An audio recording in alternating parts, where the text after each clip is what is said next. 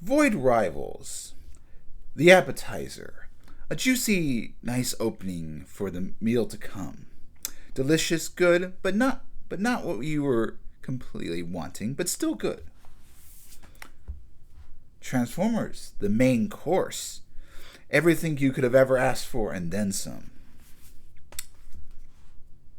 Duke, a nice side dish, you could say. It's good, but it's just there. It's nothing very special. It's like maybe just a good bunch of mashed potatoes. Then we have Cobra Commander. And Cobra Commander, in my opinion, is a side dish that you didn't see coming. It was maybe like it was on this menu, and I'm like, I never had this before. I wonder what it's like. And this is what we kind of get with Cobra Commander. I knew of the faceless monster, from the movies and everything, but I didn't know his complete origins in, say, the TV shows or anything. But this is for an introduction to Cobra Commander. This is a good surprise. It is sort of basic. Our main guy, Cobra Commander, who doesn't even necessarily call himself Cobra Commander.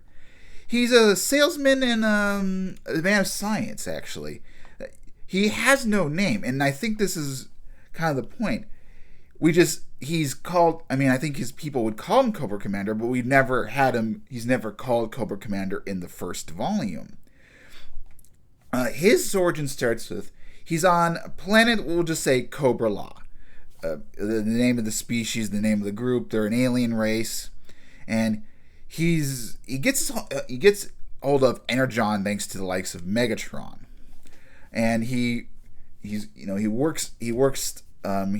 on the planet and discovering science, and an incident causes and a riot starts, and then Cobra Law punishes him.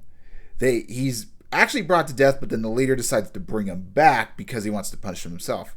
And his mask, we do see bits of Cobra's face, but not all of it. For the most part, he is a faceless monster. He gets his helmet very early on. He's not much of a fighter. He's a scientist, a soothsayer. A bit of analogy with kind of like Satan. He lets others do the work for him, or he has creations that do it for him. And I just think this book is kind of interesting. He is human. He's not alien. We don't know his origin stories. Maybe he was on a space shuttle, and then he gets kidnapped, and he probably did the space shuttle himself. He created himself. He launched himself in space, but then he got lost, or maybe he was picked up. We don't know. This guy is an unknown factor. We don't know his name. We just know he's evil. He likes science. He wants to work with Energon. He wants to kind of rule the world, but from the shadows. Likes manipulating people. It's very like a very cold, heartless scene. He is the main villain, but he's just pure evil and pure faceless. It's kind of interesting and refreshing because he's both human but also a monster. So it makes kind of the deadlier side, and because of that, he might be able to slip into the shadows. They just call him Cobra Commander, but for Duke, so he's kind of an interesting villain. He's not one to be on the upfront. Destro would be more that appropriate. So after he gets kicked out of Cobra Law, he goes to Earth. And he's like, all right, I'm loyal to you. Let me prove it. I'll go down to Earth and find the Energon. Of course, while he goes to Energon, we find out later that Cobra Law gets almost killed by Megatron. So he goes to Earth. He gets followed by a guy named Nemesis, one of their kind. He looks for the source of Energon. He finds in some redneck humans who've got some good technology. He fucks with them, and then eventually he comes across Mars Industries and Destro and his companions, and that's how he joins up. But yeah, I read this last night, and I'm like, okay, this is kind of a generic villainous story, but for someone who doesn't know Cobra Commander, just thinking about the mindset, we have a human, but he's faceless and just kind of bit brutal. So it's like we as society, we love human villains, but to have one that's faceless and very unknown. Just we just know the bare bones about him is, I think, very fascinating. I think he's I and we I think this is gonna he's gonna there's a very good counterpoint to Duke, who's more in the up front and wanting to lead and strum. So he's gonna be a hard villain to beat.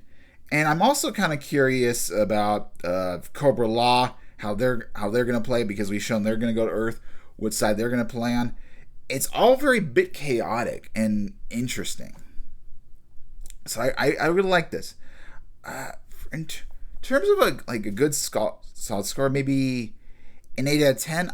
Strong, but it's not too fancy. It's a bit, I guess, maybe bit by the numbers. Just the introduction to Cobra is just very interesting, and thinking about him and what's going forward.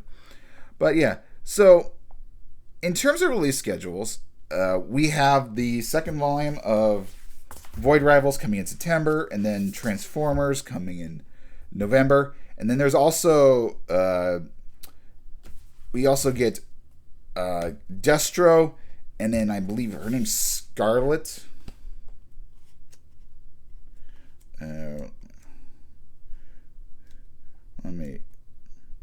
I could look it up. Hold on, I could bring up the. Yeah, let me bring it up on the computer just for a sec.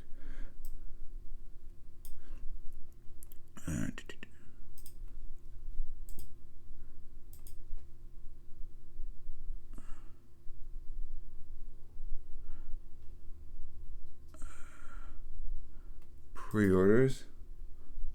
Yeah, we have Scarlet.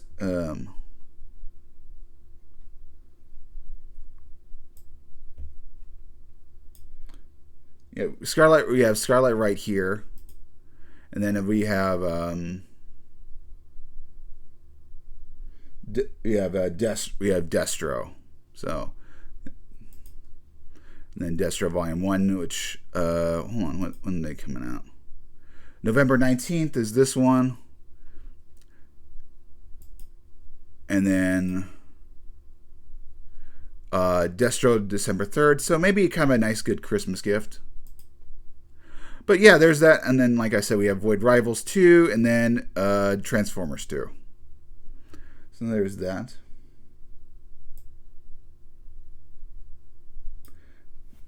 All right. So that, yeah, this is a quick review of Cobra. I mean, I could show a little bit of it. I mean, the artwork looks pretty good. I